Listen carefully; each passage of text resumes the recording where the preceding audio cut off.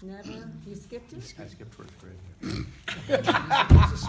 I know, he always has So to. there you go, just throws off your opening. So Smart when you were aleck in every little, in the group. beginning parts of grade school, when I was also, I was called the chatterbox by this first grade teacher, and my seat was moved all the time. So they had rows, I think you might remember that. How about you, Chip? You have rows? Oh, yeah. Okay, so if I was in the second row in the second seat, I was now in the back in the third row. And I was a talker. I was a chatterbox. And I realize now that my over-speaking was an under-listening. That kids, actually, who do a lot of talking may not be really strong listeners. So fast forward, here I am, a speech and presentation coach and speaker and writer, but really my strong suit has to be listening. So it's interesting to me, through my clinical speech pathology career to my business coaching and training career, the skill sets that I've had to develop the most have to do with listening. The speaking part is secondary to the listening. So let me give you an idea of this in terms of presentation. But I see everybody's writing, so you got your questions and you got your what you think the heart of presentations that work is, and everybody writes something. How many people have questions that they want answered before they leave today? Around. I have a question. Okay. Oh, All right. It can't be a personal question. Where do we begin? Everybody has, so if you have a question, I want to answer it, and also I want you to kind of take a reading on what you think is the heart of presentations. You have lived through as many presentations, I am sure, as I have, and how many of them, and I said this a little glibly last week, have been fantastic, probably less than more. If you think about your teachers in school, who are your first presenters, or your clergy, or in college or in high school, when you think about all those professors that you've taken courses with, at least every time I ask this question, I get hands that say most of them were not great. There were one or two great or strong presenters that were mentors or influenced you, and let me see if that's correct or not. So Garrett, can you think of like your high school years or your college years, and were you like, wow, what a speaker? Or I'm very. That's a long time ago. Yes, you've forgotten about those years, okay. Pat? I think presentations that you leave with sort of,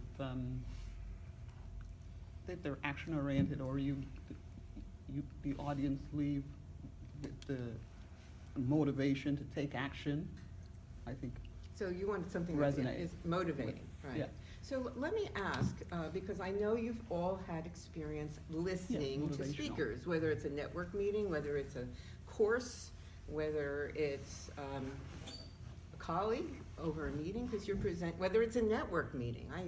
The elevator speeches were kinds of presentations, and you're listening to them or you're not listening to them. So what works for you? That's my question. When you are satisfied with a speaker, what is it that makes you satisfied? One thing. There are probably more than one thing for each of you. That their message was clear and concise. Their message was clear and concise. Okay, that's one person's opinion about what works for them. And they could have a very monotonous speaking person give good information, and you would be mostly satisfied, perhaps, right? Perhaps. Well, Perhaps. if I had no idea what they were talking about, no, I wouldn't be happy. Okay. So a clear message is one thing that Yeah. works. What's your name? Mary. Mary. Thank you, Mary. Sure. Dar. The ability to connect on an emotional level. Okay, the ability to connect on an emotional level. So you could have average content, but feel inspired by an emotional connection. And you say, hey, good enough, I'm happy, right? Yeah. Okay, Part of it. and Leon concurs. So emotionality, something else. Bill? I like something that's a little lively, has some, life to it, as opposed to just dull, monotonous reading of the, like C-SPAN.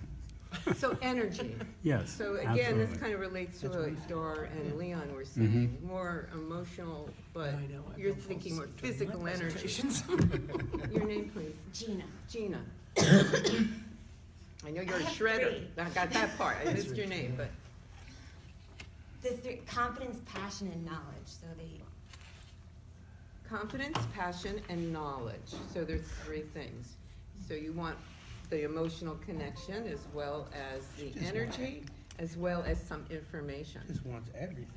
Everything, everything. Demanding little thing, aren't you? Anything else?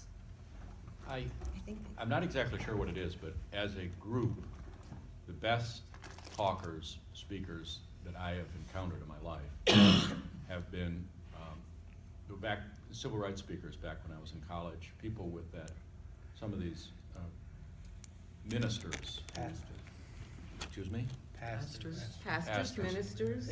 Yeah, right. Clergy. And there's something about, I saw Buster Soares speak up at the chamber a couple of months ago, and he had exactly that same sort of ability to, continuity, or sort of, there's a thread there, there's a very, they don't really lose it at any time during the presentation. Okay, thread says to me message planning, but ministry and pastor says passion, energy, motivation, inspiration.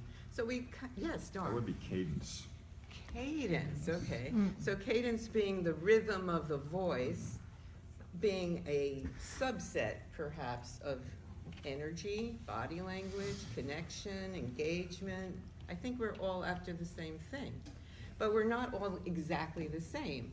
And you know from Myers-Briggs, and you know from HBDI, Herman Brain something, Herman Brain inventory, something inventory, that, we're wired a little differently. So what's gonna work for me might not work for you, except for those other 3 or 4 things.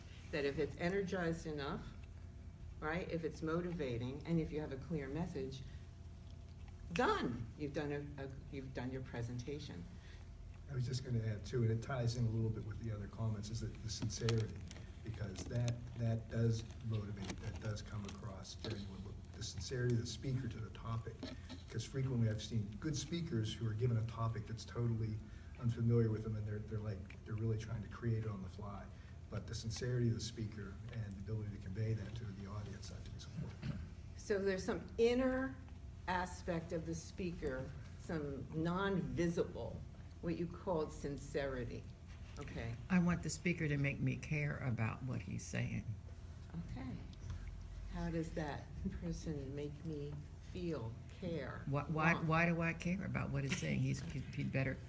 She better connect with that. Why Right. should I care? Hmm? Why should I care? Exactly, it's sales, basically.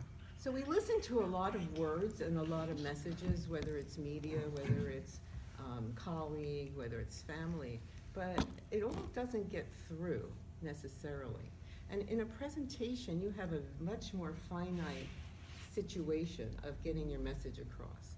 And unlike conversations, and unlike discussions, this is a planned, usually, format. So whether you do light planning or deep planning, it's different than a conversation where you have a kind of back and forth, equal opportunity sharing. You're a listener, you're a speaker, you're a speaker, you're a listener, you question, you respond, you question. Where in discussion, you get a turn in a good meeting. But in a speaking situation, the onus is on you to engage a group and hold their attention. And you do that through all the things that you mentioned. You do that because of your passion, because of your messaging that's clear. You do that because of your connecting with individuals, and there are ways to do that. So I want to give you some experience and practice in some ideas that relate to the heart of what presentations that work are. Because I think what Vic and Barbara said, it's something about what's nonverbal. It's something about the invisibles. The invisibles of sincerity, of caring, of engagement.